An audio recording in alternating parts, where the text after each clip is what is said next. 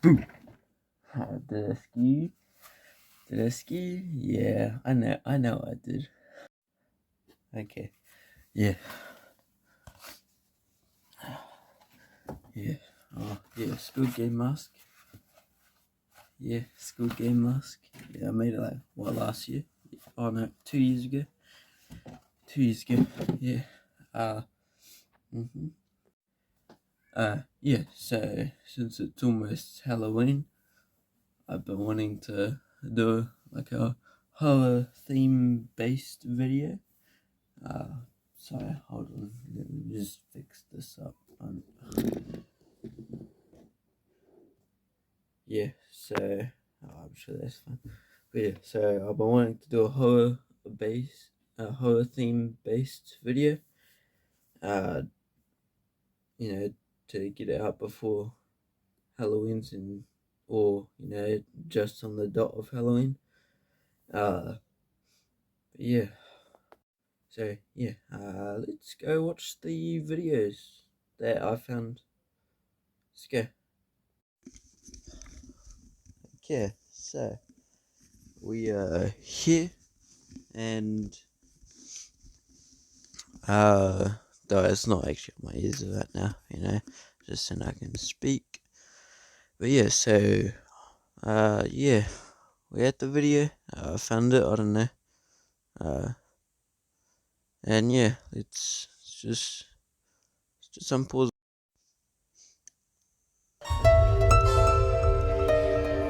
Lots of horror films say they're based on a true story to get in an extra scare. But those claims rarely add up to anything more than a disclaimer on a movie poster. One family, however, claimed that in the 1970s, they lived the tale told in James Wan's 2013 film, The Conjuring. Family members were thrown out of their beds, kissed by ghosts in the night, and preyed upon by the spirit of a witch. So, today, we're going to take a deep dive into how the true story behind The Conjuring is even creepier than the movie. But before we get started, be sure to subscribe to the Weird History channel. After that, leave us a comment and let us know what other ghoulish topics you would like to hear about. Okay, time to conjure up some spooky history. Roger and Carolyn Perrin, along with their 5 daughters, April, Cindy, Christine, Nancy, and Andrea, moved into their new house, located in Harrisville, Rhode Island. If you've seen The Conjuring, you already have an idea of where this is going. But the most curious thing that happened to them didn't have anything to do with ghosts. Rather, it was a piece of advice given to them by their neighbors. For the sake of your family, leave the lights on at night. It wasn't long after receiving that fateful piece of advice that the Perrins encountered their first paranormal entity. As with all hauntings and long-term paranormal experiences, the terrifying events of the real-life conjuring began as strange occurrences that barely registered as paranormal activity. Things moved. There were weird noises. It was nothing out of the ordinary for an old house. According to Cynthia Perrin, there were a lot of small things happening that no one talked about until it was too late. Unfortunately, Ooh, okay, yeah, strange occurrences. Yeah, that's cool. Paranormal activities. uh, yeah. I think it's safe to say. We go blow up the house just to clean it. Yeah, yeah, yeah. I think we should do that. Yeah, I might actually go do that. I'm joking. Yeah. Or I might actually just go animate it. Yeah, and yeah, I'll do it at night. With a bunch of people. Yeah. Uh, haunting wouldn't last for long. After moving into their dream home, the Perrins almost immediately realized that they were living with what they believed to have been an entire set of ghost roommates. At the onset of the haunting, the Perrin children felt that most of the entities that walked their halls were benevolent, if not benign. The children even claimed that the initial entities occasionally acted as babysitters. Some nights, the ghosts would even tuck them in and kiss their foreheads. Both Cynthia and Andrea Perrin remember the ghost who tucked them in. They even remember the way she smelled. According to Cynthia, when they first moved into the house, for the first 2 months, there was a ghost woman that came and kissed her every night on the forehead. At first, she thought it was her mother. but something was off. As her sister Andrea put it, Mom smelled like ivory soap, and this spirit smelled like flowers and fruit. After learning to live with their friendly ghosts, the Perrin family made a go of it on their new farm. However, it didn't take long for more malevolent forces to begin creeping into their little slice of a somewhat spooky heaven. The Perrin girls claimed that they were attacked in the barn by unseen entities, and that on one evening, a series of voices began to speak to them about the bodies in their walls. Andrea claims that her sister Cindy climbed into bed with her one night to tell her about the harrowing news a disembodied voice had delivered. According to Cindy, the ghosts told her there are 7 dead soldiers buried in the wall. While the girls were dealing with something reaching out to them from beyond the grave, a different series tossing everyone out of bed one by one. Andrea claims that around this time, that the girls were visited by a male ghost that tortured them so badly that she refuses to give any concrete details. Let's just say there was a very bad male spirit in the home with 5 little girls. Yeah, so I think it's safe to say that we should definitely go blow it up. We will blow the house up. I'm joking. Yeah, so it's all fun and games until you find some ghosts when you're living at the house. And then, oh, okay, well, yeah. Got it. Right, oh, whoops. Sorry. The minute. Would pack up and leave at that very moment, even if they didn't have anywhere else to go. But astonishingly, they decided to stick it out. While the entire Perrin family had paranormal encounters throughout their time living in the house, Carolyn Perrin, the matriarch of the family, seems to have been the most sensitive to the spirits inhabiting the home. In an interview with the Providence Journal, she claimed that she knew something was wrong when a woman in gray appeared next to her bed moaning, "Get out, get out. I'll drive you out with death and gloom." That's a not too subtle hint. Maybe they should take it. I would. The woman in the gray dress could have been the ghost of a woman named Bathsheba Thayer, who is the witch believed to have done most of the haunting in this case. That being said, she could have also been a poltergeist created as a portent of things to come, or one of the many ghosts who dwelled within the home. Ghostbusters notwithstanding, this isn't exactly a science. Andrea Perrin, the eldest daughter, later said, whoever the spirit was, she perceived herself to be mistress of the house, and she resented the competition my mother posed for that position. Again, you'd think the whole death and gloom thing would send the family running, but like a good horror film, the answer would be no. The Perrins allege that Bathsheba Thayer's attacks began as harmless poltergeist activity. They were pinched, poked, and prodded by a seemingly invisible force. But then, things escalated. The Perrins believe Thayer wanted them to leave. Pretty obvious. Remember the get out thing? They also think Thayer tried to get what she wanted by torturing Carolyn. When physically assaulting Carolyn didn't work, the parents claimed that Thayer inhabited Carolyn's body to better horrify them. That sounds like an effective strategy. Possessing Carolyn gave Thayer the power to cause the mother and her family intense bodily harm, and it left Carolyn feeling weak and emotionally drained. One of the strangest parts of this story isn't the gray witch that haunted the family, or the broom ghost that was known to sweep up the kitchen whenever no one was around. It's how the story came to the attention of Ed and Lorraine Warren, the paranormal investigators who helped turn the Amityville haunting into a household name. Most accounts of the subject claim that the family reached out to the Warrens. But according to Andrea Perrin, a family friend went to see the Warrens while they were giving a talk in Putnam, Connecticut. Cynthia Perrin backs up this claim, saying in an interview that a family friend named Barbara went to the Warrens' lecture and then told the family about the couple.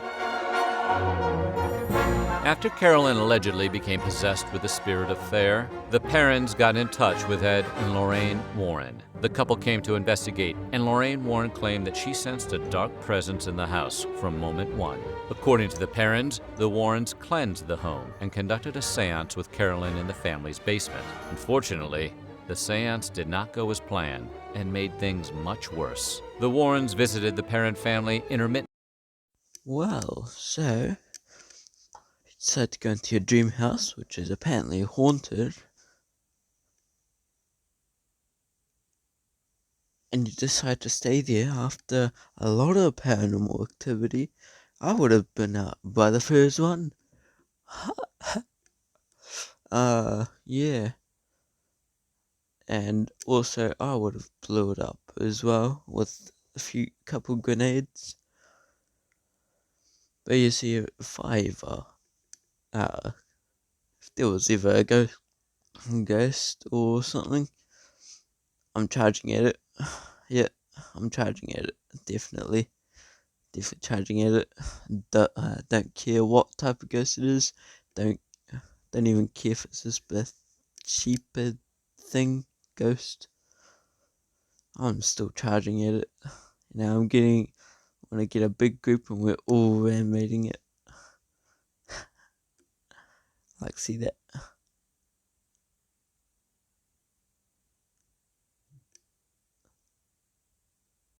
Publicly discussed what happened during the seance, but she does claim what happened in the basement disturbed her to the core. Andrea Perron corroborates Lorraine's story. She claims that she snuck into the basement to see the seance firsthand and was never able to look at her mother the same way again. According to Andrea, her mother began to speak a language not of this world in a voice not of her own. Her chair levitated, and she was thrown across the room. So, 8-year-old spoiler alert, if you saw the Conjuring movie, then you probably remember a series of escalating games of hide and clap, where one person is blindfolded while the rest of the girls playing run off to hide. In these scenes, the mother is consistently taunted by a pair of ghostly clapping hands belonging to Bathsheba Thayer. The hide and clap scenes are super spooky, but it turns out that the real story is much more harrowing. Cynthia Perron claims that one day while the girls were playing hide and seek on the farm, she hid in a pine box without any kind of lock, latch, or ventilation. After no one came to find her, Cynthia decided to find a new hiding place. She later told an interviewer that when she tried to get out, the box wouldn't open. She started to panic and began pushing at the lid. She kicked and screamed, but no one heard her. Luckily, 20 minutes later, her sister Nancy came along and simply opened the box for her. Paranormal or crappy old box? We'll let you decide.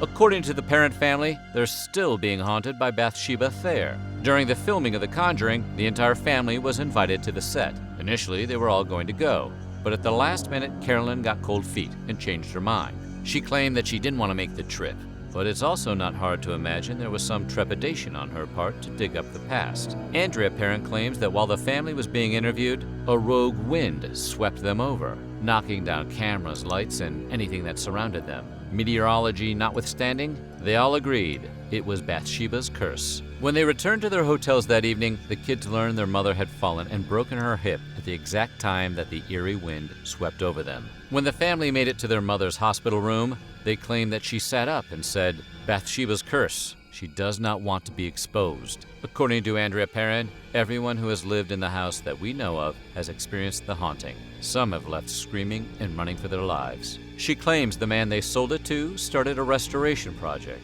but left screaming without his car, without his tools, and without his clothing. So, yeah, one, people running and left screaming. Yeah, nah, not today, Bathsheba. Not today. Because you see, oh yeah, well, if Bathsheba or something, however you say it, if that ghost ever come, like, if I ever go to the house, she starts to haunt me, not today, she'll be running for the hills, not me. She'll be running to the hills. No, I'll be haunting the. She won't be haunting me. I'll be haunting her. Yeah. Current owner, Norma Sutcliffe, the house isn't as haunted as you might have heard. Sutcliffe only claims to have seen and heard people talking in other rooms, footsteps when no one is home, and a strange blue light shooting around a room. Yeah, Norma, that's still not normal. Get out. After The Conjuring was released, Sutcliffe became so unhappy with all the attention surrounding her home, she attempted to disprove the Perron family story. The demonic antagonist of The Conjuring is a witch named Bathsheba Thayer, born Bathsheba Sherman. The Perron family claims the spirit of this woman haunted them for nearly a decade, possessed their mother, and even followed them onto the set of a film. But was Thayer really a witch? or is she just the victim of bad press? The film posits that Thayer sacrificed her baby to Satan before hanging herself in order to become a malevolent spirit within the Rhode Island farmhouse. However, it turns out that Bathsheba was just a normal woman who was married and had 4 children. 3 of them did die at a young age, but this was the 19th century, so it wasn't that unusual. In 1885, Bathsheba passed away from a stroke and was buried next to her first husband and 3 children. Finally, one of the biggest questions most people have about the haunting of the Parent family is, why would you just not leave? I have that question. It's a reasonable question. According to them, the answer is money. It simply wasn't financially possible for the family to leave. The haunting was happening during the end of the Nixon administration, all the way through the Carter administration. The economy was terrible, and no matter how good your friends are, no one has a room to house 5 teenage girls and their mother and father. Aside from that, Andrea Perrin notes that the property value on their 200-acre farm was devaluing by the day, and the family would have been destitute if they had just walked away. In 1980, the Perrin family was finally able to sell the house, and as soon as the paperwork was signed, they made a beeline for Georgia and never looked back. As to whether this is a convincing reason to stay in a house with ghosts that take control of your body and abuse your daughters, well, like with every other aspect of this story, you'll just have to decide what you believe for yourself. So what do you think? Do you believe in hauntings? Let us know in the comments below, and while you're at it, check out some of these other videos from our weird history. Okay, yeah, that was cool.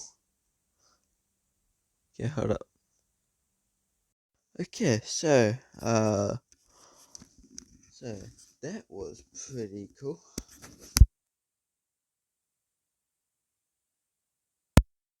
So yeah, that was a pretty cool video. I have no idea how long that video is gonna take, but I'll just see. And yeah, but still, dream house being a haunted house. If I ended up living there, yeah.